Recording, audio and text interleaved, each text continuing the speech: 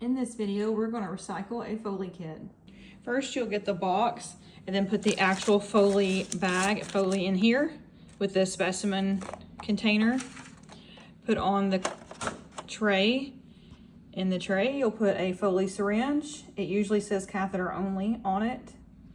Then we will add a lube packet, 3-pack swab sticks, a fenestrated drape. It is angled here because when you unfold it, it has a hole in it.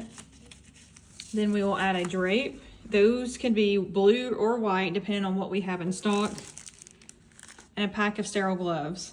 The next step is to fold all this over the kit. So we'll bring this end over and then bring in the sides. Using 2 hands is much easier because you can tuck this in and make it tighter. You have both sides pulled in and everything tucked in tight. Then you will bring this end and tuck it into there. We will tuck that in.